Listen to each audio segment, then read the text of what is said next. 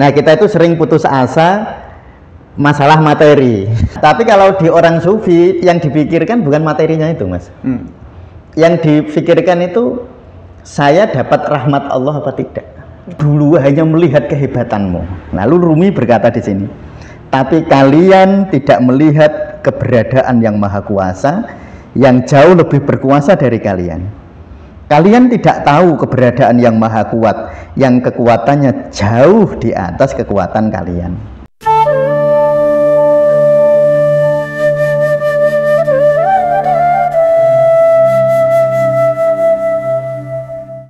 Ya, assalamualaikum warahmatullahi wabarakatuh. Waalaikumsalam warahmatullahi wabarakatuh. Halo teman Sufi, kembali lagi di Ngrumat, ngaji Rumi sebagai terapi. Ya, pembicaraan awal tahun ya. Setelah kemarin kita ngobrol tentang akhir tahun ya Pak, tentang waktu ya. Sekarang yang nggak jauh tentang 2025 lagi, awal tahun lagi. Kita akan membahas ini Pak, tentang resolusi 2025. Karena kan maraknya gitu, resolusi 2025 ya tentang keinginan kita di 2025 ini apa. Tapi kita tidak bahas keinginannya dulu. Kita bahasnya tentang hal-hal yang belum dicapai di 2024. Kan sebagian dari kita ingin memperbaikinya lagi toh Pak. Dan sebagian yang lain, ya ini yang nanti akan kita bahas. Bagian yang lain itu ya merasa oh itu udah terlalu tua untuk aku kerjakan 2025 ini. Ya istilah lainnya putus asa lah. Ya mereka terus putus asa untuk mengerjakan hal-hal yang tidak sempat atau gagal dikerjakan di 2024 kemarin. Nah, perihal perasaan putus asa itu kalau dalam sisi tasawufnya deh, sisi sufinya gimana Pak? Ya ini apa, ada firman Allah yang sangat terkenal ya, wala tayasu mir rauhillah. Jangan berputus asa dari rahmat Allah. Nah, sebenarnya nanti konsep sufinya di situ. Nah, kita itu sering putus asa masalah materi. Jadi misalnya tahun 2024 ya, kan nggak dapat ini. Misalnya dulu saya mempunyai resolusi saya gaji saya misalnya naik 20% atau sekian, ternyata nggak didapat ya. Nah, tapi kalau di orang sufi yang dipikirkan bukan materinya itu Mas. Yang dipikirkan itu saya dapat rahmat Allah apa tidak. Oh gitu. Nah, iya, yang dipikirkan itu itunya. Makanya kalau kita dengar doa dari Ashabul Kahfi itu yang selalu yang diminta itu Rabbana atina min ladunka rahmatan. Ya Allah, berilah saya rahmat darimu. Jadi malah terus wala tayasu mir rauhillah.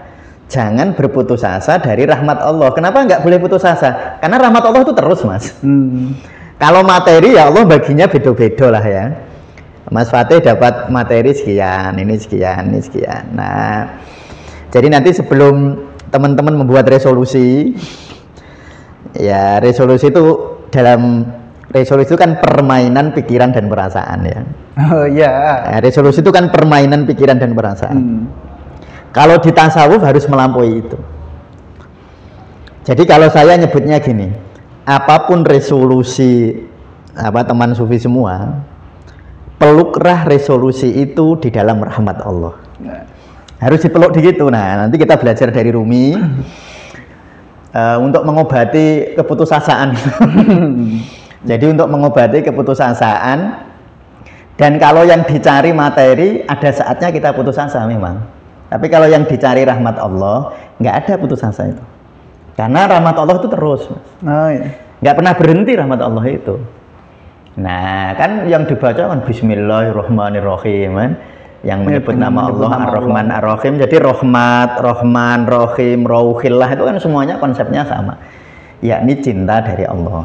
Dan itu konsep paling mendasar dari tasawuf. Khususnya dalam Rumi. Nanti biasanya pakai Masnawi ini, pakai kitab yang lain ya. Ya teman-teman. Karya yang lain ya. Kita sekarang kalau di episode kemarin kita pakai Masnawi, kitab Masnawi Rumi. Sekarang kita pakai kitabnya Jalaluddin Rumi yang Fihi Ma Fihi. Ya. Ini kita ya berusaha mengulik kitab-kitabnya lah. Kita akan belajar di pasal pertama. Pasal pertama yang di sini dengan judul semuanya karena Allah. Nah itu. Jadi semuanya tadi ya, rahmatan tadi ya, rahmatan yang terjadi karena Allah itu tadi. Betul, ya. Nah kita mulai dari surat Al-Anfal. Di sini pembahasannya ada di situ. Bunyinya gini suratnya. Bismillahirrahmanirrahim. Ya ayuhan nabiyyu qul liman fi aidikum minal asra inna ya'lamillahu fi qulubikum khairan. Fi qulubikum khairan yu'tikum khairan mimma ukhizat minkum wa yaghfir lakum wallahu ghafurur rahim. Ya. Artinya hai Nabi, katakanlah kepada tawanan-tawanan yang ada di tanganmu. Jika Allah mengetahui ada kebaikan dalam hatimu, niscaya Dia akan memberikan kepadamu yang lebih baik dari apa yang telah diambil daripadamu, dan Dia akan mengampuni kamu. Dan Allah Maha Pengampun lagi Maha Penyayang. Ya. Nah kalau di surat Al-Anfal ini, surat Al-Anfal ayat 70 ini, itu kalau kita tarik dari asbabun nuzulnya, asbabun nuzulnya tentang ya ketika Nabi Muhammad setelah perang, setelah perang dengan membawa para tawanannya, tawanan perang lah. Yeah. Nah salah satu tawanan perang di sana ada Pak ya Sayyidina Abbas, ya dia paman dari Nabi Muhammad Rasulullah sendiri. Ya. Nah kita menafsiri ayat ini seperti apa, Pak? Ya, sebenarnya tadi kita kembali ke bahasan di awal ya. Jadi kuncinya itu di sini sebenarnya.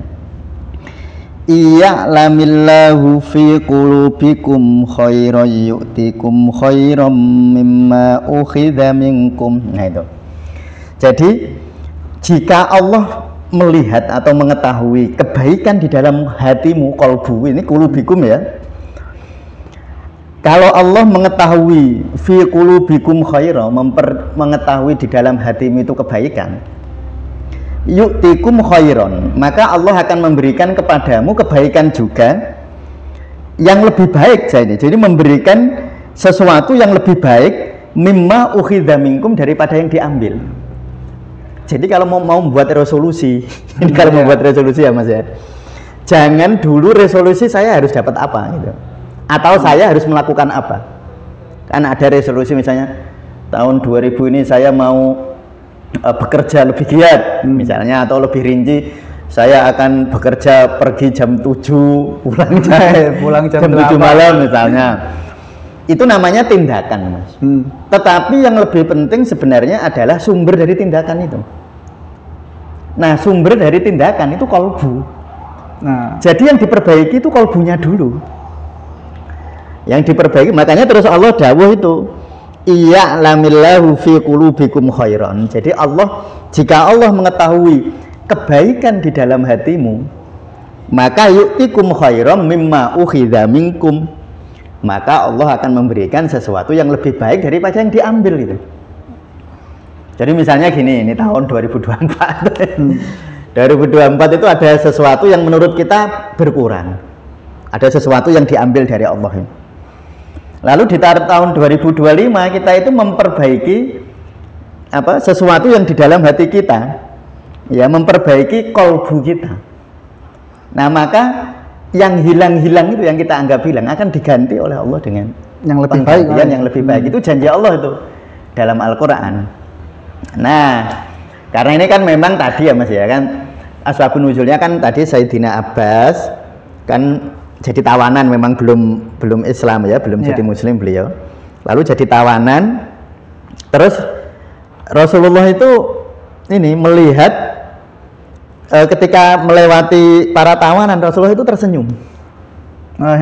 Tersenyum ya. Lalu Sayyidina Abbas, paman Rasulullah yang waktu itu belum Muslim itu, mengkritik Rasulullah.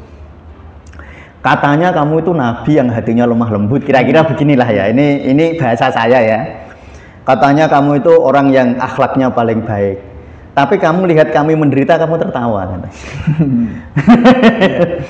Nah kan itu kan dikritik Rasulullah. Lalu Rasulullah ini saya ambil dari sini ya, dari Fihi Ma Fihi. Jadi teman-teman kalau mau membaca lebih rinci nanti bisa membacanya di terjemahan ini, di Fihi Ma Fihi ini. Lalu Rasulullah ngendika gini, Mas Fatih, aku tidak mentertawakan kamu, tidak mentertawakan para tawanan yang sedang kesusahan, kan memang Walaupun mereka salah kan ya tetap susah saat itu. Ya. Nah, lalu Rasulullah bilang bahwa aku sebenarnya karena mata batinku melihat, aku menolong orang-orang dari jurang penderitaan. Aku tarik mereka, aku bantu mereka untuk masuk ke dalam kebahagiaan. Makanya kalau di sini tuh bahasanya Rumi indah sekali ya, walaupun ini terjemahan. Jadi saya bacakan ya. Jadi aku mengajak dan menarik-narik sejumlah orang dengan sepenuh tenaga, dengan rantai, dengan belenggu untuk keluar dari kepulan asap neraka jahanam yang hitam dan kelam menuju surga, menuju keriduan Allah dan musim semi yang abadi. Akan tetapi justru mereka mengeluh dan menangis meraung-raung. Itu kan makanya Rasulullah tersenyum. Loh, kowe iki tak tulung, mau saya tolong dari cengkraman jahanam, lalu saya tolong dalam musim semi keindahan yang abadi, kok malah meraung-raung, malah mengeluh-ngeluh. Itu Rasulullah senyumnya itu gitu.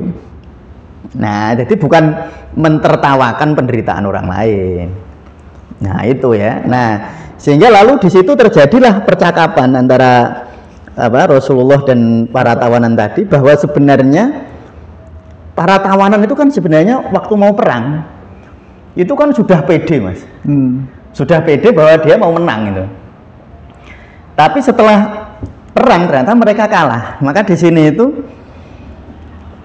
kamu itu dulu hanya melihat kehebatanmu. Lalu Rumi berkata di sini, tapi kalian tidak melihat keberadaan yang maha kuasa, yang jauh lebih berkuasa dari kalian.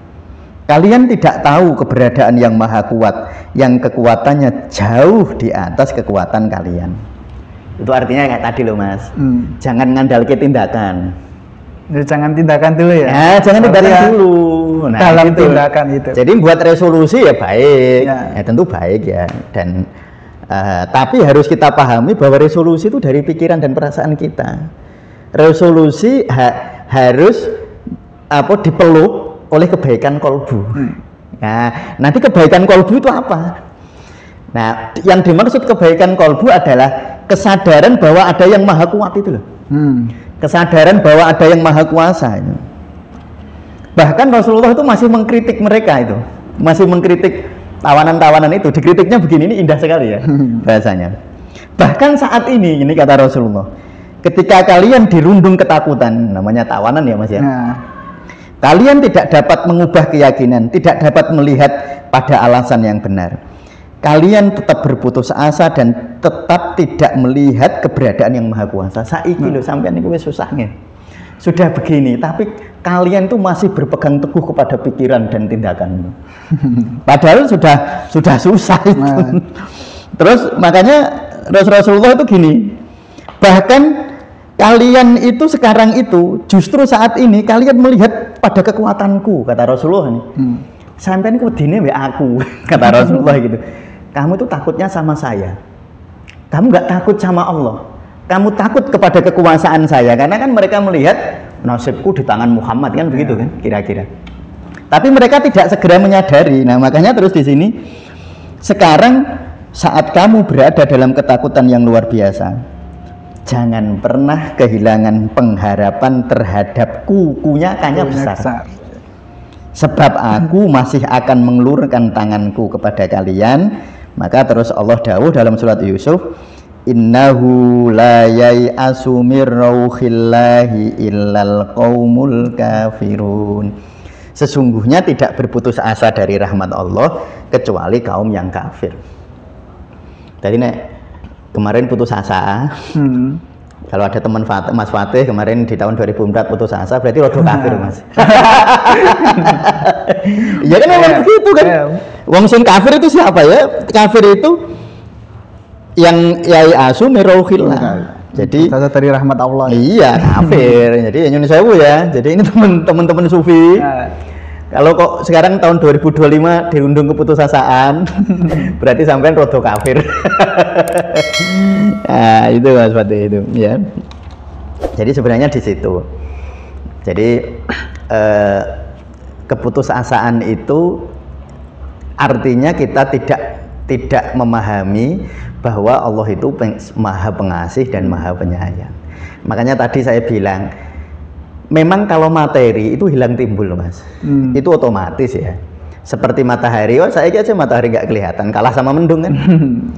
Iya kan, matahari itu kan, iya, matahari kan perkasa, tapi nyatanya dicegati mendung ya, sinarnya nggak nyampe sini. Jadi artinya kalau kita itu bersandarnya kepada materi ya putus asa memang.